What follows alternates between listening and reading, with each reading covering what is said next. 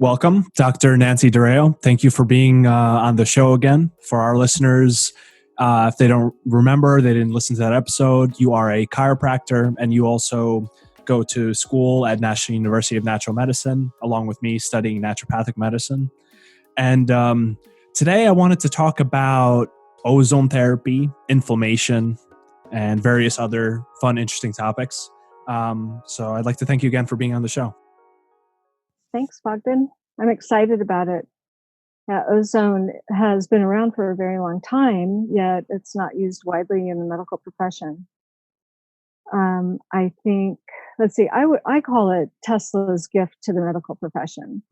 So back in the late 1800s, Nikola Tesla, patented ozone, the ozone machine that he had, and he introduced it to the medical doctors. And it was found that not only was ozone great for reducing inflammation, but it was also great for killing microbes. And it was used, pretty widely in the sense that that was a long time ago and electricity was somewhat new.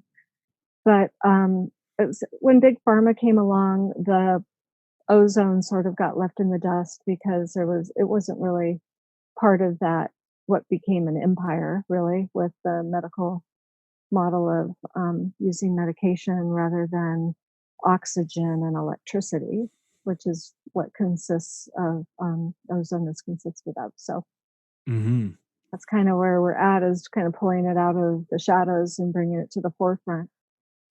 So ozone is it's basically O3. So it's three oxygen molecules together.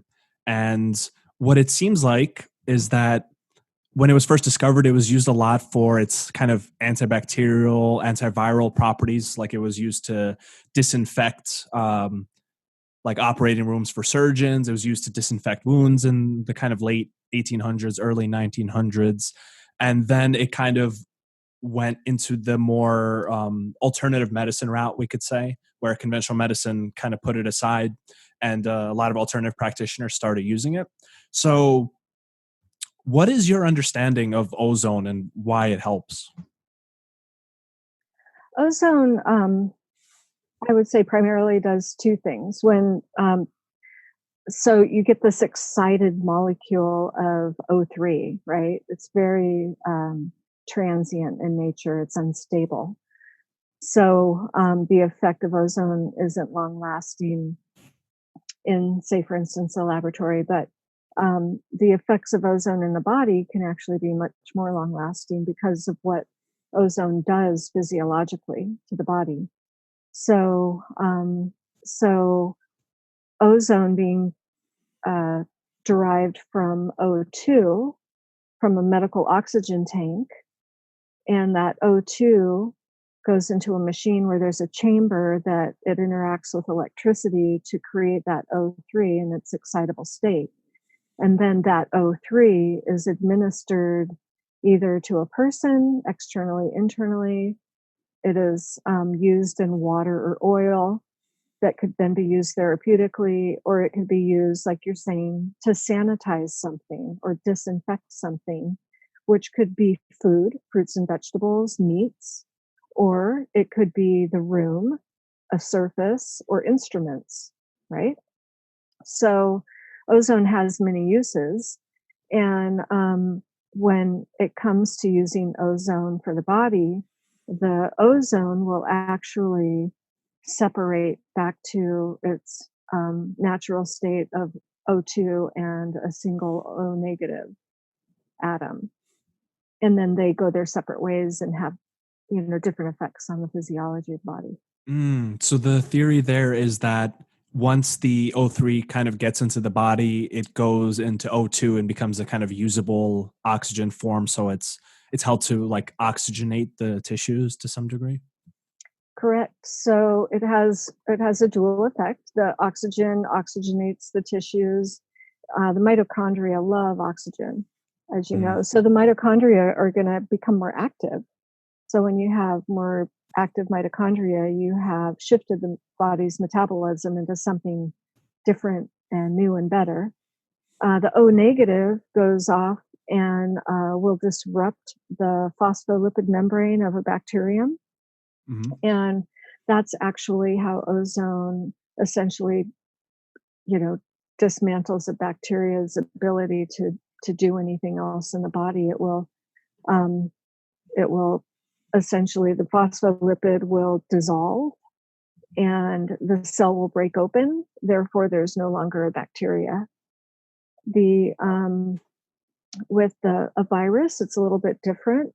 The virus that has sulfhydryl groups is more susceptible to um, the effect of ozone, in that those sulfhydryl groups will no longer be able to be activated by the virus. So the virus cannot get its fingers into the tissue that way.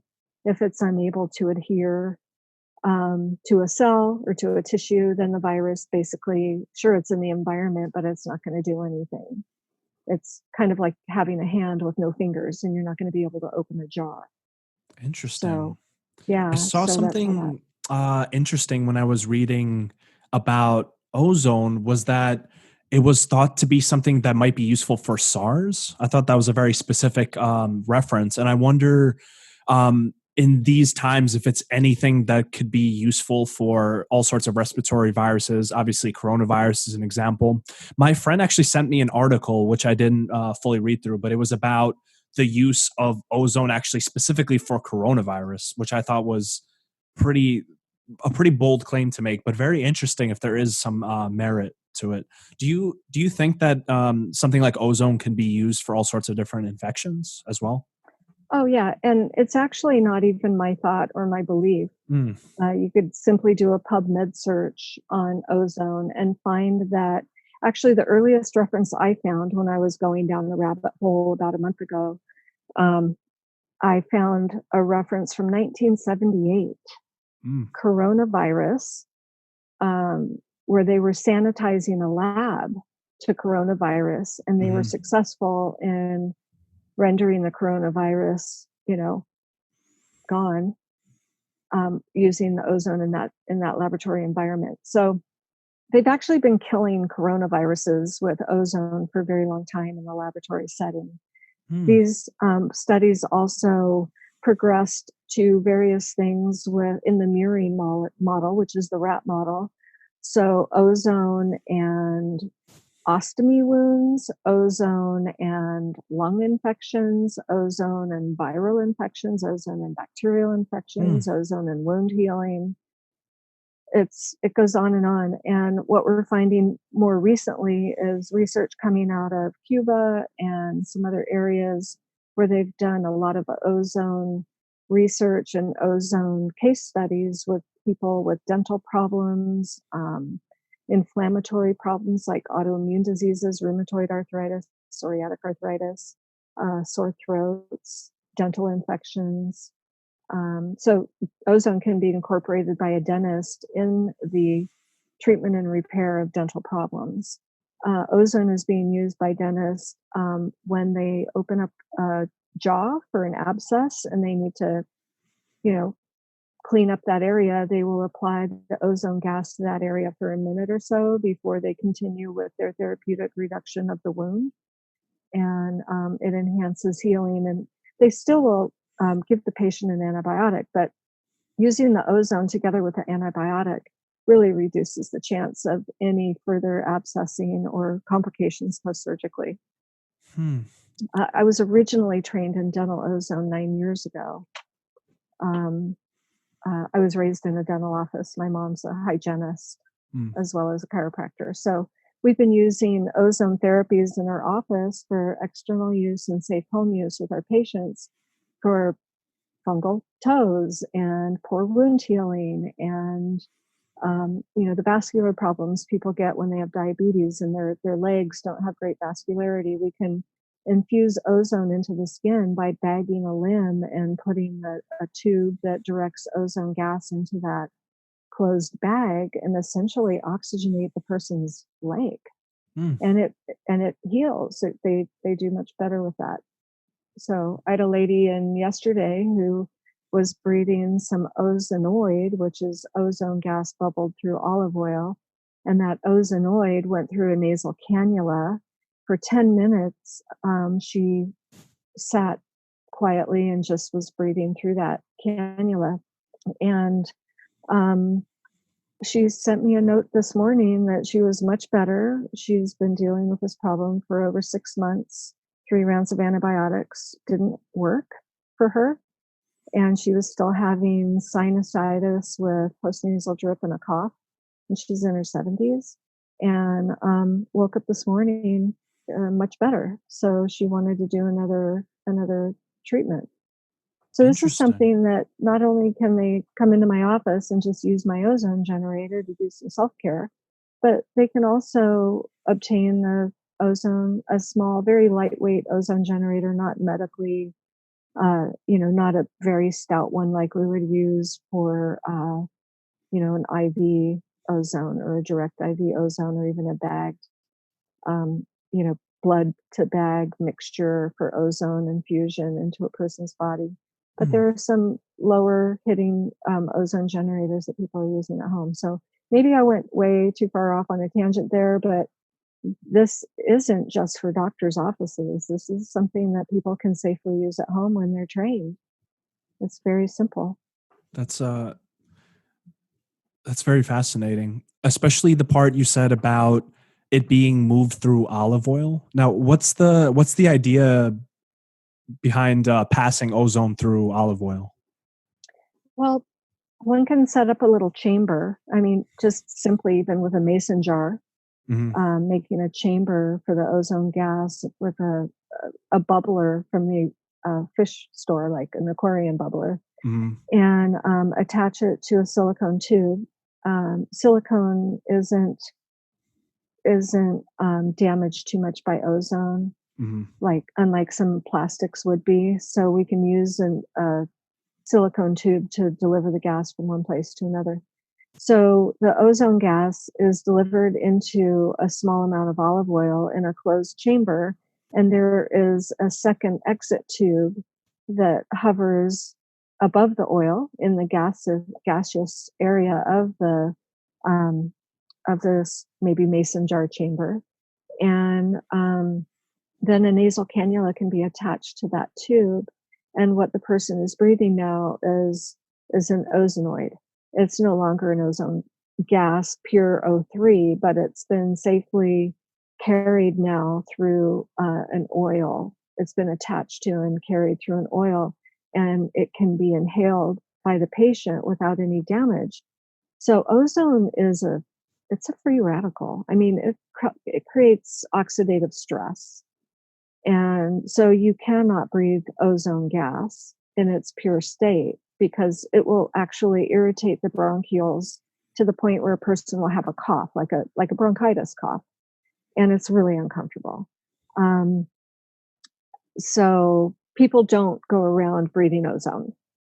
It's like they just don't. It's self-limiting. Once you get a cough, you like turn off the machine and walk out of the room. So in that sense, it's safe because it's self-limiting. Nobody's going to stick around in that environment. But you can safely transfer ozone gas through an oil. I like to use the organic extra virgin olive oil. And like say, for instance, in a quart jar, it might be 8 ounces of oil, just enough to cover the bubbler. And then as they're inhaling this ozonoid gas, the ozone is being delivered to the tissues in the lungs. So remember, we have two things happening. One is an anti-inflammatory, and the other is an antimicrobial. So you can imagine how that might be important for the current coronavirus situation we have going on, because it causes a huge cytokine storm, which causes so much leakage from the tissues and all that fluid going into the lungs for people getting a viral pneumonia. And I don't know if you know this, but the medical profession doesn't have a way to handle a viral pneumonia. Mm. They get completely out of hand. And as we know, people will die from that if they can't manage the cytokine storm. So currently, um, the medical profession is using biologics to control the inflammatory stress from this infection. And the biologics are the same that would be used for maybe a rheumatoid patient, right? those things that stop the immune system from creating more cytokine inflammatory, molecules. So that's what's really exciting is you can literally create that little jar at home and take this little machine that you get that maybe produces 300 parts per million of ozone, not like what we might find in the office where we could be at 1,000 or 2,000. That's really strong. Yeah, but you can actually put those stronger machines on an oil bubbler as well, and it would be fine to inhale that at a higher concentration. It still would be safe. But a person at home wouldn't necessarily have access to that machine. They cost more. Mm, So for under $100, a person can obtain a small ozone generator and create their own breathing um, chamber. So yeah. mm. So we talked a little bit about how ozone has some antimicrobial, antiviral, disinfecting properties. Um, Now I'd like to talk a little bit more about the anti-inflammatory aspects of ozone and how it impacts the inflammatory processes. When I was doing some research on ozone, I found a bunch of scientific articles about how it affects this inflammatory mediator and this other one. Um, and I'd like to hear what you think about that. Okay, there are three simple ones to think with. I think that would probably be easiest to talk about. One is it will increase the glutathione peroxidase enzyme, Mm, and we know that's one of our greatest antioxidants that our body is able to create for us. Another is superoxide dismutase, another enzyme that quenches things like free radical damage or cytokine inflammatory chemicals. And then the third one is another, I think it's catalase. I'm pretty sure it's catalase. And that is those three are the main ways where we can use our upregulate our body's enzymes using the ozone in order to go after the cytokine storms that an infective vector would create. So that's the simple way of putting it without getting into all of the PPARs and mTORs and all those other things that mhm. we're responsible for. Got Yeah. it. Got it. So typically, you were briefly mentioning that the way that it's used is either like a body part is suffused in the ozone gas. It's never inhaled because it's obviously pretty dangerous to inhale, but that it's also done intravenously. How does that work? There's like a special machine that like pumps their blood through or something like that? Yeah. So there are three ways of doing this that I'm aware of. The first way that is less accepted is called Devo. It's a direct IV ozone gas, and what how that is done is a vein with a large lumen. So a large vein, not a small vein, is identified. So the cubital fossa for most people will be a large enough vein in there somewhere. And then a small needle, because we want to trickle the ozone in to a large lumen so that there's no endothelial damage to the lining of the vein, because ozone in a sense it's like a hot shot. It's it will cause free radical damage. The O negative can really be damaging to the tissue, which we want it to be when we're going after microbes. So a large lumen vein, a very small needle, the butterfly 27 gauge needles, half-inch long, are probably the ones that are used most often in this particular setting. So Dr. Robert Rowan, a few years ago when there was an Ebola outbreak, he and his office partner went to Sierra Leone and they brought ozone, and they actually had 5 out of 5 cases cured using ozone. And I believe they did it in this fashion because they were sort of in an area where they didn't have many resources. And Dr. Rowan mentions, well, it's better to risk a little vein sclerosing than to die of Ebola. Mm, And So he has some papers out there on PubMed, on case studies, as well as on his website, on how they use this style of delivering ozone to a critically ill patient, because that's what they had and that's what they could do given the environment. Now, when you're structured with an office, it may be easier or safer because you may not want to risk the endothelial lining. So the doctor can take and set up a tube situation where the patient's blood, a small amount of it, goes into a bag, and then ozone is added to the bag and mixed with the blood, and then that is pumped back into the patient. It takes a while because the blood has to come out, get mixed in, and then basically get dripped under pressure back into the patient's body. But there's zero risk of burning a vein, if you want to just put it that way, of damaging or sclerosing the vein. So that's maybe a more accepted method. And then there's another style. It's sort of it's an automatic machine. I'm not recalling what it is right now, but the blood is pumped into a machine in a chamber mixed with the ozone, and the blood basically recirculates through this machine back into the person's body. But as it does that, cellular debris from the action of the ozone in the bloodstream is left behind in this chamber. And it's very odd looking. You'll be able to find some pictures of it online, but it looks like a pile of sort of brownish bubbles. And so that's one way in other countries. I don't think it's done in the United States, but that's another method that ozone is used to clear the body of toxins and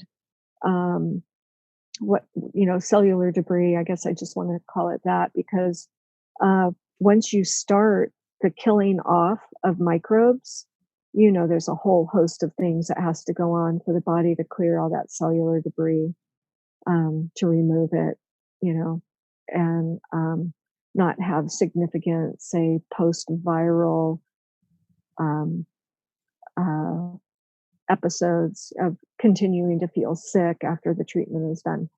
So, Dr. Robert Rowan, what he says is his patients are immediately improved. So, the ozone goes into the body over a 20 to 30-minute period, usually delivering 20 to maybe 100 cc's, depending on what the patient tolerance is.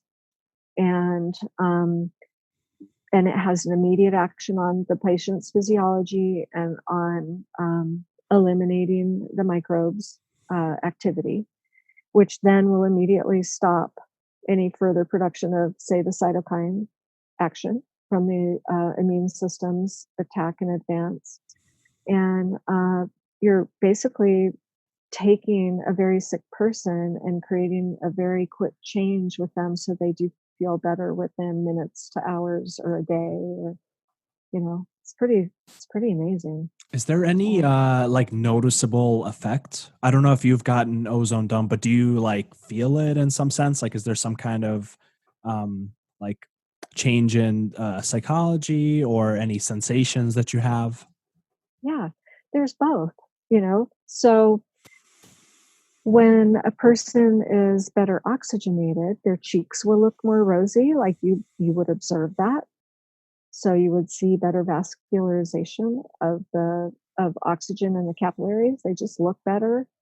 They'll be more alert because the brain also is getting more oxygen.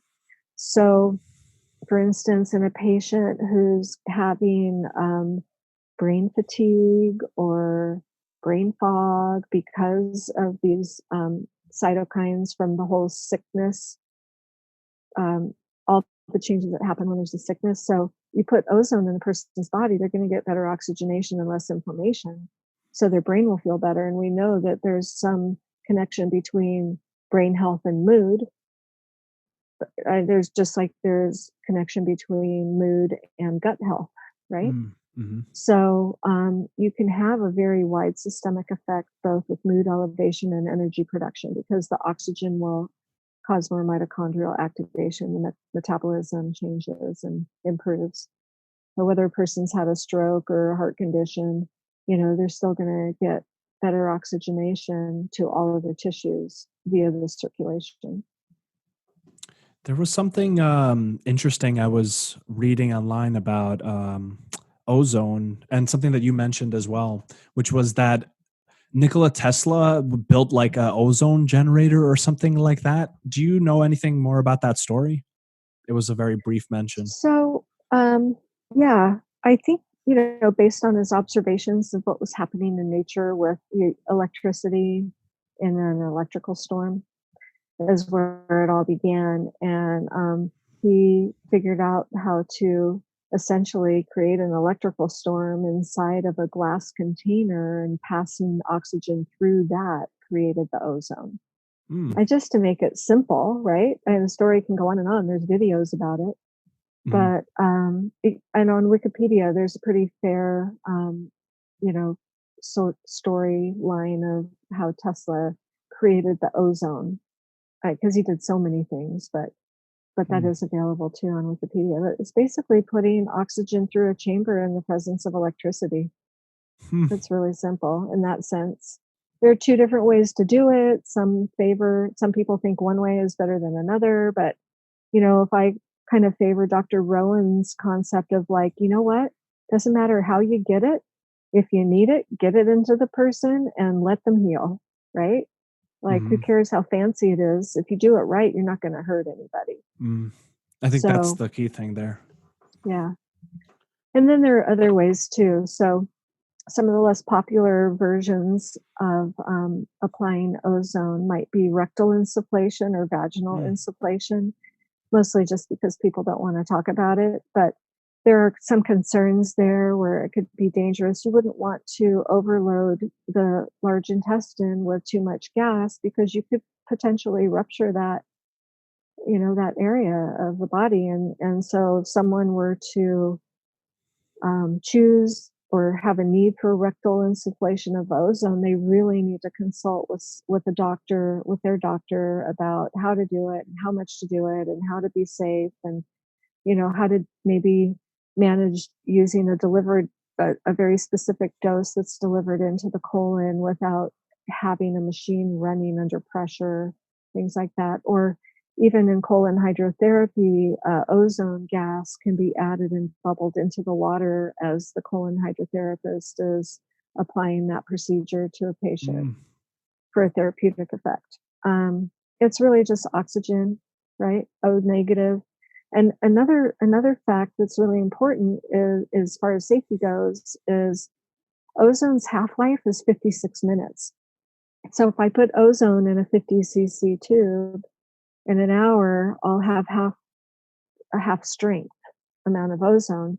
It does dissipate quite quickly in the air. So people are using ozone to sanitize buildings after fires or mold and various other things. And it's a great odor reducer. And so it can be applied in a building or under a moldy sink cabinet. And as long as you're isolating that area of the building without people trying to breathe and work and live in that environment, or cats and dogs, want the pets to be safe as well. Um, you can apply ozone to the environment to reduce infections in the environment too. So, I'm using ozone at my chiropractic clinic in California to sanitize the air, because I don't know who's sick and who's not. mm, People can be asymptomatic with all kinds of things. mm, So I run it through the HVAC by turning the ozone generator on at a low level and running a tube to the intake on the HVAC, and then the ozone ends up in every room of the clinic, mm. and I don't have to worry about it. Awesome. So, That's a really good idea of just kind of letting the ozone just kind of fill up the rooms and kill all the things that are in there. That's actually pretty yeah, wise. yeah, definitely. Yeah. So And how? there's more, right? Yeah. There's more. How are you doing with this whole situation? Like how is it affecting you? How is it affecting the way you deal with patients and things like that? I always wonder how people are Wow. doing. Yeah, well, Thanks for asking. I mean, in my case in particular, I see some light coming in, so I'm gonna just kind of manage that a little bit. It's becoming sunset. So, I personally, I have at least 6 autoimmune diseases. Mm. So therefore, those that that qualifies me as one with underlying conditions. This is why over a month ago I was on it for my own safety, and then I share and apply with my friends, family, and patients. So that's sort of what this little talk is about too. Mm. And I love research. I love empirical data as well, but I think right now it's really important to use, the research that we have that already proves that ozone can be really beneficial to reduce my personal inflammation levels as well as to reduce my exposure in the environment. I don't have much control over an airplane, so that's why I'm talking to you from California instead of Oregon because I wasn't willing to travel by airplane, back to where we're going to school. So I'm down here figuring it out for a while. Yeah, it's a strange situation. Yeah, At our school, clinics closed down, classes are going to be online. Everything is kind of in kind of like I would describe it as a limbo. And yeah, I've noticed that it's been pretty hard on some people, and yeah, I've noticed it being the most difficult aspect for me is just like, you know, you go about your day, you have like a clinic shift, and then you have like a class, so everything is kind of like scheduled for you, and you're kind of used to that, and you kind of take it for granted. You get out of clinic, you do some work on your own, hang out, yeah, whatever. But when you don't have that, it's like suddenly, like it's like a rug just like pulled from under you, and suddenly right. you have to really micromanage every aspect of your day, or Yeah, else you're just going to end up on Netflix all day, like, because that's the that's default right. mode, right? Like, Good point. who isn't just binging Netflix right now, like. Darn, I'm not because I'm doing more and more research. And like today, I Mhm. took a little ozone generator and I sent it to a friend and I packed it with all the things she would need to have an oil bubbler and a water bubbler and a bag for a limb. And I think the only thing I didn't include was a cheap silicone stethoscope because I don't have my stuff here. Mhm. And because you can use the stethoscope attachment to deliver ozone gas directly into the ears, and the tympanic membrane, the small capillaries in the tympanic membrane will take up the ozone and circulate a small amount through the head and neck. You can use a special wand and deliver ozone to each tooth or to a problem tooth and strengthen and whiten a tooth or handle an infected pocket or whatever. There's all kinds of things. So yeah, Netflix, wouldn't that be nice? But I have too many things on my mind that I need to get done. Right, But it's been exactly, a yeah. nice break to be able to catch up on some of these things as well. So, um, so, so for me personally, just to, make me number one, make sure I'm safe because the combination of a coronavirus and my version of cytokine storm would probably be a bad idea. Mm. Especially knowing that there really is no medical treatment that works for a viral pneumonia, other than what we know about ozone. I do have a couple of naturopathic doctors in town here in California, who will deliver IV ozone both ways, either with a small butterfly needle or using the bag mixture and putting it back in. So I'm covered there. I can run over and get an appointment or send any of my patients over for that. So I'm thankful that in California that we have some assistance that way. Also in the state of California, as of today, I'm not restricted from practice. I just need to, be smart about it and protect myself and my patients. So I think I'm educated well enough to know how to do that. And whereas I would say at least 50% of my colleagues have shut their doors at least Mhm. until the end of next week. And I don't know how that's going to change. Just hearing that the 6-foot order has been extended until the end of April Mm. by the president today. So um, anyway, then so with my patients, I set up stations in my clinic Saturday and Sunday when I was working, and they come in. I made a hand sanitizer with aloe from the front yard, and I picked up some Everclear when I was in Colorado, so I could make it's 95% alcohol, so make a Mm, nice strong hand sanitizer mm, with some essential oils that also are antimicrobial, antiviral in particular. So they come in, they have a choice. They can use a hand sanitizer or go over to the restroom and wash with soap and water. And then the next station is to take some ozone oil and put some ozone oil on the tip of a Q-tip and swab that around their nose. mm, Okay, and then maybe even rub some on their hands if they feel like it. And then I go through the treatment. Meanwhile, I'm spraying down all of my equipment and all of the surfaces. In addition to running ozone in the environment, I'm spraying with straight Everclear mm, because like that's 95% versus isopropyl, which is 91%. So that's what I'm choosing.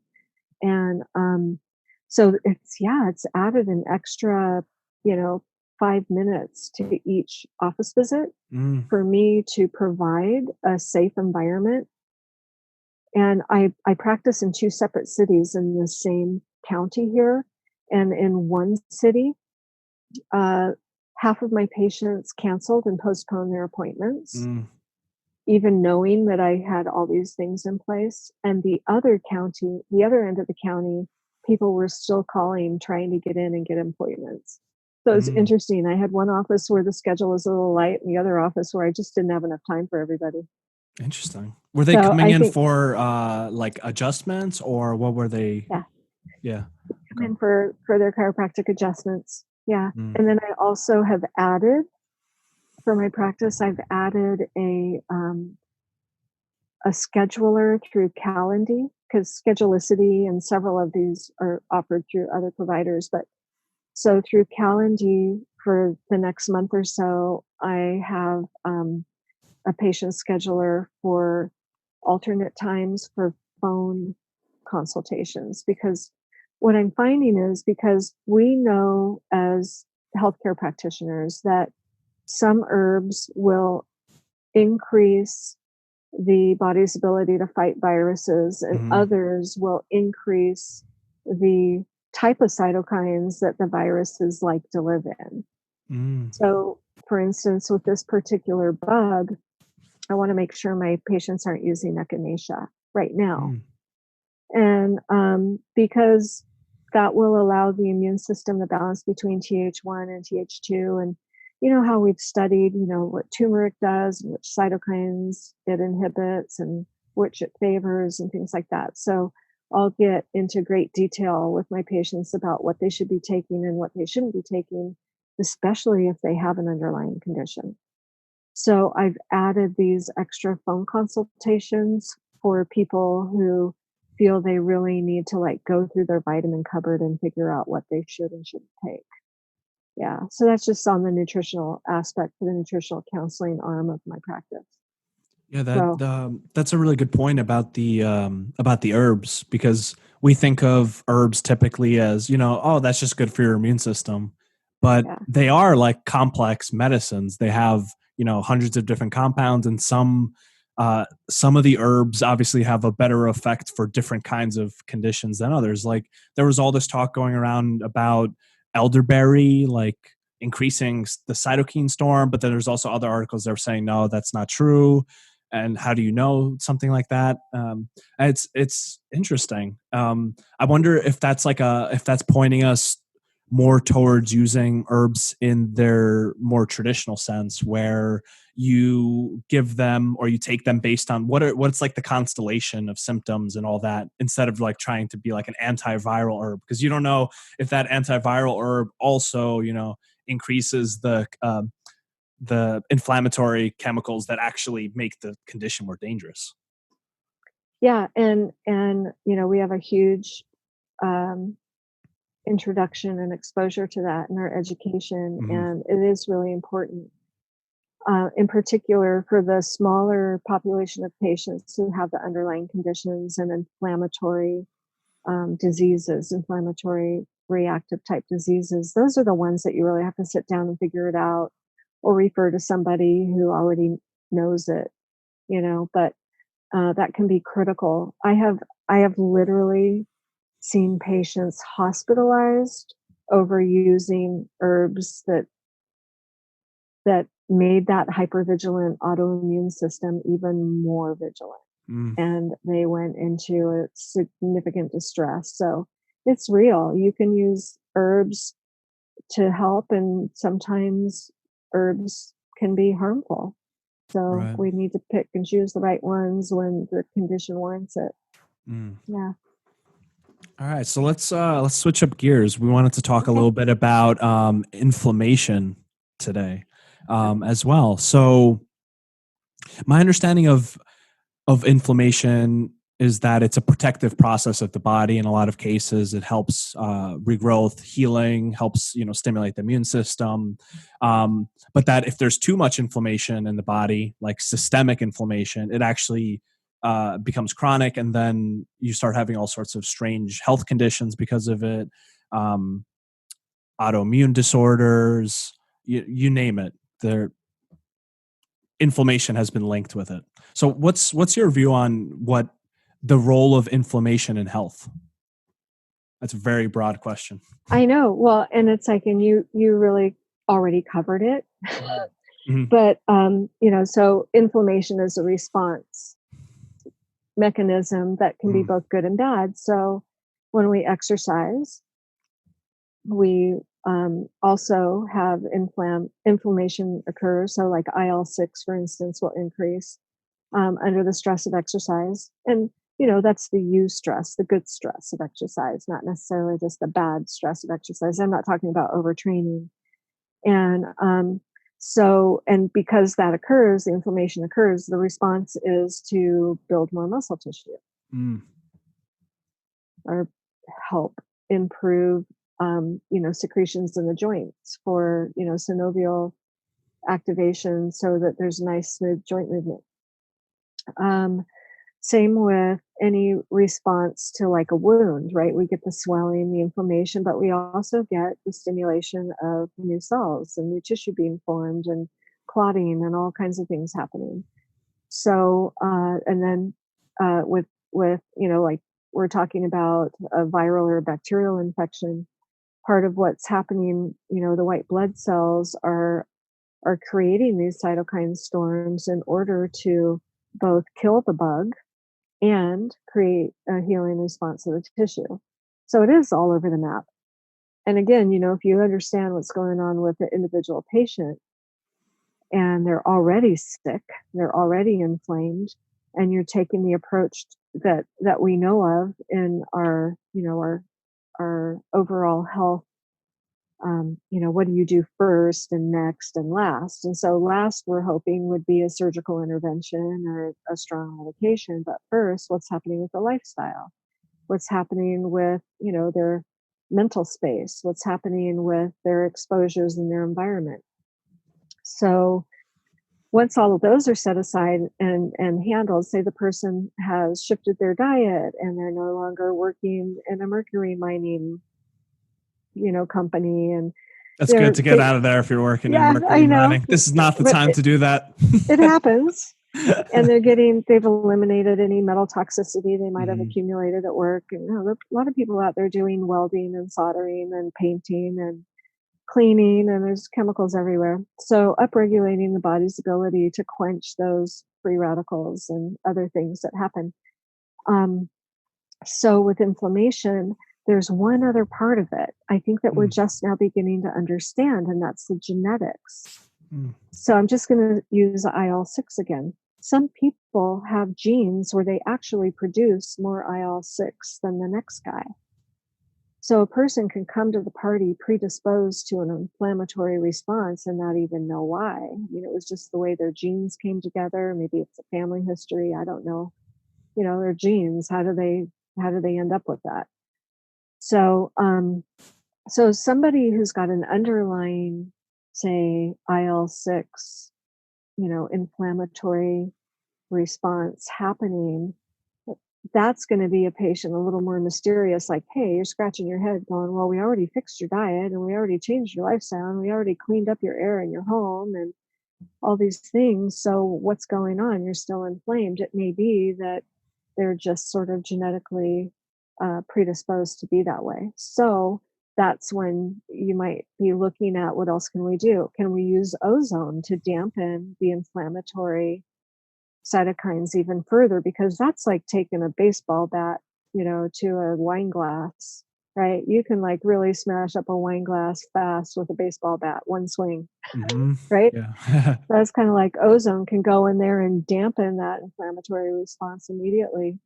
Or, choosing which herbs and homeopathic remedies that would target that person on a slightly different intervention tissue level, like using herbs as medicine for the person because the diet and the lifestyle weren't quite enough. Mm. So, and then the whole mental emotional approach, I don't even want to get into that. It's not my forte, That's a but it whole would be. thing, the kind Yeah. of like the psychological link to the inflammatory and immune system. That is like Right. fascinating. Like you brought up It is. IL-6. Well, apparently IL-6 is, I think they said it was associated with states of aggression or something like that, or like irritability. And like Yeah. another of the interleukins was associated with like anxiety and fear. And it's like they all like weave around, and Yeah. it makes sense from an adaptive standpoint, because it's like, yeah, when this situation's happening out in the world, your body needs to almost have a way to prepare for it, like prepare for a potential wound, prepare for a potential infection, or whatever. Who knows? But it's Yeah. fascinating how it's all so interlinked. Right, the stress response versus, like the sickness behavior, right? You Hmm. get an infection, you're cranky, right? You feel sick, you're not as friendly, you're not as warm and friendly, you're not as nurturing, you might be, having a shorter fuse. So I think, that all comes into play right now. I mean, it always does, but I think we're more acutely aware of it. But there are things that we can do to be safer and be more protected, taking care of our families, taking care of ourselves, maybe even looking into, is ozone appropriate, for me as an individual or for my family, for my household, and my clinic. For me, the answer was yes, but I've been doing this for 9 years, so I've had a long time to think about it. A lot of rabbit holes to go down, and a lot of my Yeah, colleagues who are already doing it. So yeah. When that applied properly, it should be very safe and mhm. very effective. That Yeah. aspect of the sickness behaviors, when I heard about that, that completely blew my mind open. Because here I was thinking, like, you feel like crap when you're sick, really, because the virus or the bacteria is like destroying you, it's taking over your body, etc. But actually, a lot of the reason why you feel like shit, let's use that word in this case, Yeah, is that's what it's because like. your own immune system is sending out like chemical mediators, these like IL-1, IL-6, all these different things, and that makes you feel like crap. And it's actually useful for people that when they're sick they feel like crap, because they want to isolate, they don't feel They good. do. And that's actually really good for like the species as a whole, because imagine if They people were catching self-isolate. coronavirus and they were like, all right, let's go party, like it just made Yeah, people manic or something. That would just right. end the species probably. I know, isn't it fascinating how all this stuff integrates?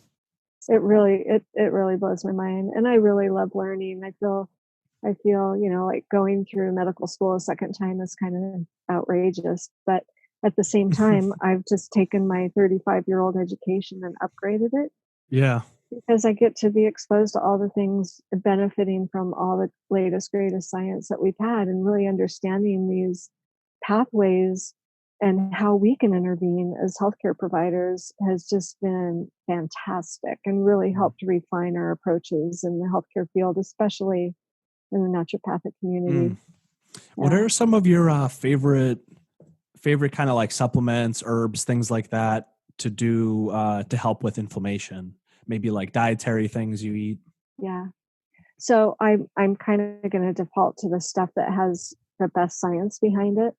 So for most people, turmeric, curcumin concentrates are very functional, and I'm finding that Some of the best ones, especially for resistant patients, might be liposomal deliveries, so a liquid or a cap or like a gel cap, rather than just a tea or just a spice or just a concentrated version of turmeric with a black pepperine Hmm. mixed in with it to improve the absorption. So you kind of got to look at the patient, and there's a small subset of people who can't take it. They literally don't have the genes to utilize turmeric. Believe it or Really not, there's a very small subset that I can tell you. I've seen a couple of them. interesting. But the other is resveratrol. I Mm. love resveratrol. And again, the same type of delivery. You can have it in a powder, a liquid, a liposomal. Um, Plain old vitamin C is a good old favorite for most Mm. things. And I'm avoiding using any brand names. So I'm just kind of Right, that naming makes sense. the key sources. Hmm. Yeah. Um, And let's see, what else? What else am I? Oh, there's something that we haven't talked about that I'm going to throw out there, but Hmm. it's an ionic silver solution. Mm. So you've heard of colloidal silver, most people have, and Right. and the man who took such a high concentration of it, he turned blue or gray, or whatever. They call it blue man syndrome. That's pretty But cool. that was excessive. Most people won't take that much. There was something else going on with him that caused him to want to take so much that he changed the color of his skin, and it's not recommended. I don't know that it. I don't know that it's a fatal situation, but it's definitely not healthy. So I like to use silver ionic solution. It's a liquid, and it can be taken in drops or spray, and it stops bacterial mitosis, and it also Mm. disarms viral um, sort of populations from spreading, and Hmm. it also works for fungal situations as well. So I've been using ionic silver, I think, since 1991. It's been Mm. around a really long time, and there are even hacks on how to create your own silver by some sort of electrolysis type of machine that can build electricity, water, and silver. That's how you make it. Mm. And so I like to use that a lot in my practice. You know what fascinates me about silver specifically? How there's like this rich mythology around using silver to kill like werewolves and I think Yeah. vampires and all this. And it's Uh-huh. like I sometimes feel like ancient people they just use the word like werewolves, vampires, demons, but they were really dealing with a lot of the same issues we deal with, like infections, plagues that they couldn't understand, and somehow I don't know how they figured it out, but that it did have some antibacterial properties. And in like 1900s, yeah, they were actually using silver solutions for disinfectant. And um, Right. there was also this thing that I read into a while back where um, there was this book about like regenerative medicine. I forget what exactly it was, like the electric body or something like that. I think we might have talked about it, but he talked about how they would put like silver wiring or whatever in an infected area and then run electricity through it. And they found that that was even more of an effective way to kill bacteria. So that was Right. fascinating. Yeah, I think the book you're talking about is called The Body Electric, Right. That's the one. Yeah. and it came out close to 40 years ago. Yeah, Hmm. and it still holds true today. Yeah, and so, with the silver ionic, one of the things is it's an ion, a single silver ion floating around in water, and it's not just any water, it's like gonna be deionized and, you know, maybe reverse osmosis, and so there's nothing in it to react with because the silver will fall out of solution when another mineral is present, and, so it's not, um so what that also means is if you have an open wound, you don't want to use a silver ionic or even a silver colloidal there because the silver will bind to the minerals in the tissue and will leave a tattoo. So it's really something you would like take orally or internally when it's in its ionic form, Mm. especially if there's a Take cut you don't want to. Take note, Yeah. kids. You could Yeah. make tattoos with silver, but you didn't hear from this podcast. Oh no. Yeah. I know. It's funny. You're I not the actually didn't first know person to that. say that. I didn't know that. That's actually pretty Yeah, fascinating. so just in being cautious when using it with people is you wouldn't use silver Ionic as a topical solution over an open wound Okay. because it'll Right. leave a Right. mark. We'll just say a Right. mark, not a tattoo. Yeah. Okay. Okay. And some people will not they find it disturbing, but Hmm. yeah, various things like that. And again, so you wouldn't necessarily get an anti-inflammatory effect from using a silver ionic, but you're going to get a reduced bioburden and less inflammation because the immune system will calm down. So, besides using, some of these other great tools, my two favorite are turmeric and resveratrol. And from there, you have to begin to be careful because can you use quercetin? I don't know what's going on with your patient. Mm. You see what I mean? And I've got too many things going on in my head like that to just sort of throw it out there. What I would use, like green tea, it's pretty darn safe. That would reduce some inflammatory cytokines, but it also has an immune system effect. It's going to be supportive for one arm of the immune system. I saw some article that I think it was coming out of China that said this certain kind of pu'er tea, when they tested it in the lab, it actually killed like coronavirus. It was obviously in Exactly. vitro, but that's pretty weird, Like that makes me want to drink a lot of tea. I know. Why are there so many tea drinkers on the planet? Maybe that's why. Yeah, because they survive for longer. It's Yeah, natural selection. for sure, for um, sure. but yeah, so I was hearing all through all this research and on the news that different vitamins are being held to be helpful for obviously all viral infections, but specifically for this one. And I was wondering if you were going to do like IV nutrient therapies when you get into practice, because I know I probably will. Oh, absolutely. So that's the reason I went back to school. Mm.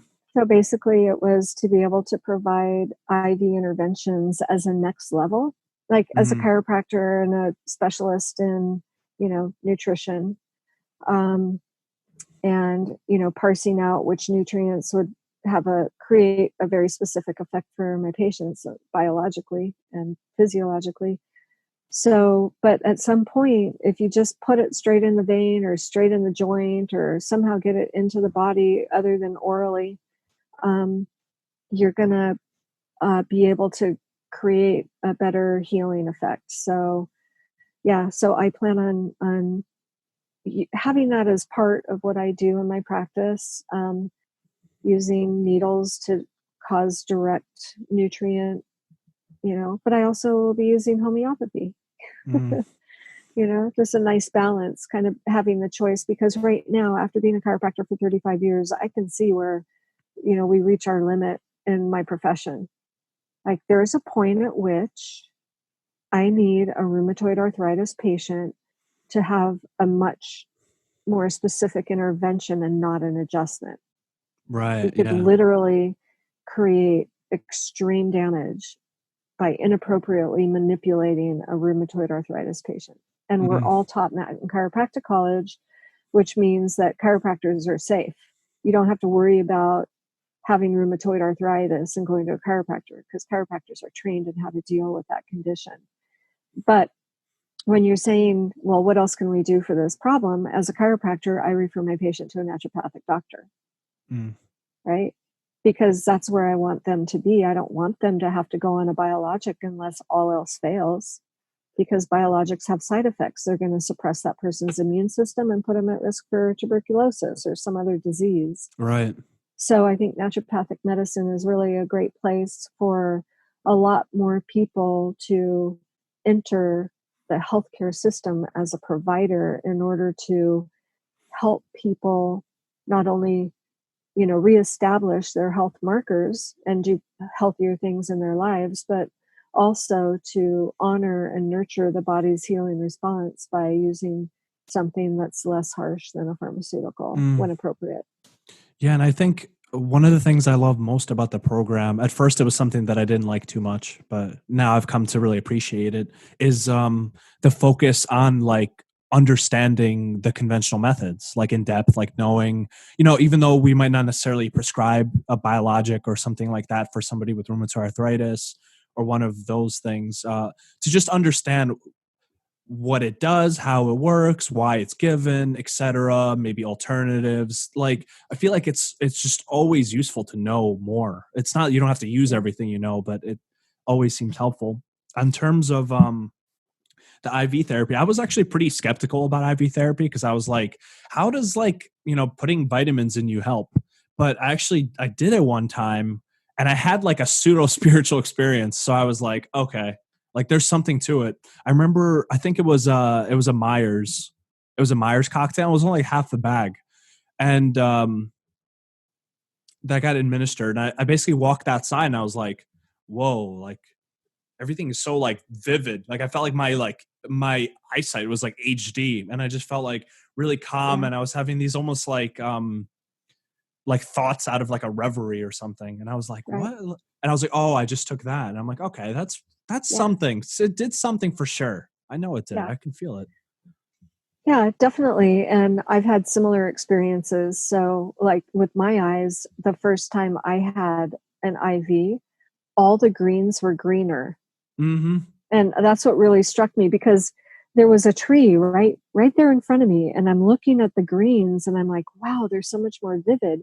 When you think about it, your retina is a cranial nerve. There's that optic nerve is a cranial nerve. That's your brain tissue right there.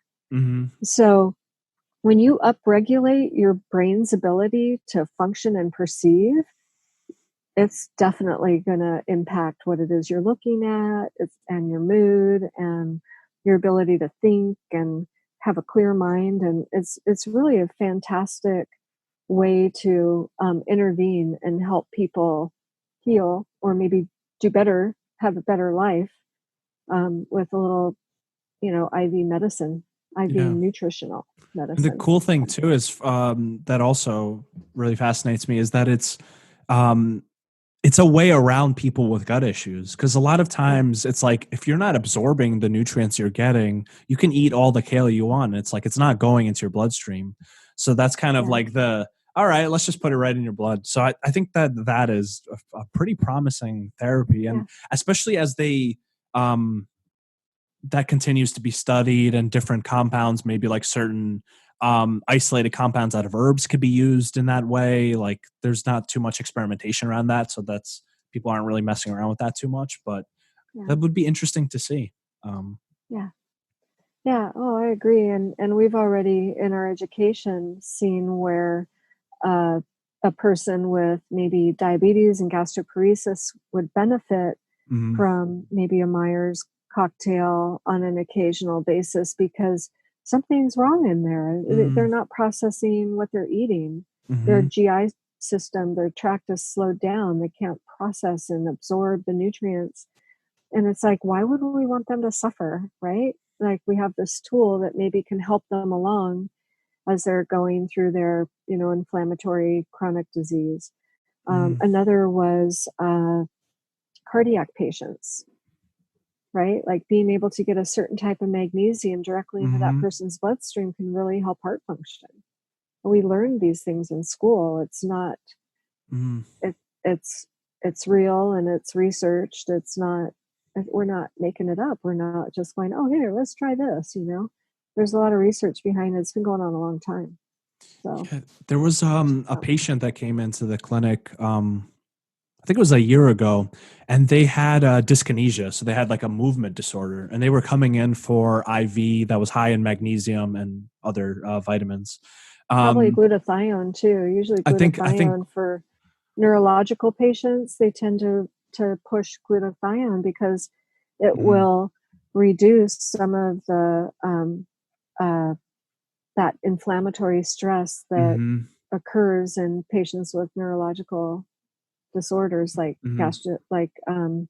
you know what were you saying, a Yeah, movement disorder, dyskinesia. whether it's Yeah, Parkinson's or yeah. dyskinesia of other sorts. Yeah, yeah, Right, right. Yeah, I don't remember if glutathione was in it. It might have been, but I know that it was really high dose magnesium. And it was actually really remarkable because he walked into the room and he was like, having all sorts of like tremors and uncontrollable movement. And he was barely even able to lay down. But at the end of the IV treatment, he got up, just stood up, just completely normal. And I was like, whoa, like if this is a placebo effect, this is like the craziest kind that could happen. It's like a miraculous one. But Yeah. I don't think it is, because he had this cycle where, he would come back every week to get the IV treatment. And, for a few days after, he would like his tremors would, significantly reduce, maybe like 70, 80%, sometimes not at all. And it was really remarkable to see that. And I was like, okay, all right, there's something to it for sure. Yeah, Yeah. for sure. Yeah. And I That's love exciting what it glutathione is we'll too. be able to do in the future. Yeah. Yeah. Did you do any research into like NAC, like N-acetylcysteine, and that fascinates me, how it's used actually to help people with like overdoses, because it helps drive liver detox and things like that. It's actually used in the conventional system. And then there Yeah. was some research coming out that N-acetylcysteine is actually helpful for a lot of psychological conditions, which I thought was interesting, because I'm like, how are those two things connected? So one of the commonalities between those two things again is glutathione, because you Right. need cysteine to produce that. Mm-hmm. And we know that can affect brain and neurological activity, just like it can affect the liver's ability on those biotransformation pathways to eliminate toxins. And another thing it's good for is lung congestion. So people have really thick mucus and they can use Mm-hmm. N-acetylcysteine to thin the mucus. So that's something I've been using as a tool long before we had guaifenesin. Mm. Guaifenesin is the active ingredient in Mucinex, and that is used to thin the mucus so that a person can expectorate that fluid out of the lungs more easily. And yeah, there's just like, so there's a third thing an acetylcysteine can do. And it's really fascinating how we can sort of break it down specifically and use these things. It's not like water. Water is good for everybody. You know, air is good for everybody. But then we got these cool little things we can do with micronutrients that Mhm. can really shift a person's physiological state Yeah, big it's time. interesting with the guaifenesin, how sometimes it'll be in like cough formulas along with a cough suppressant. Yeah, I What's know. up with that? I know what you mean. Yeah, I know. I don't But know what to we say. do we do what we can, we do what we Yeah. can. Well, I I think that's time for us. I want to thank you again, Nancy, for sharing your wisdom. I love learning about ozone. I actually didn't really know very much about it, so thank you for coming and sharing. You're And welcome. the nuggets of wisdom we have shared Yeah, are you're welcome. It was are fun. well Thank you. taken.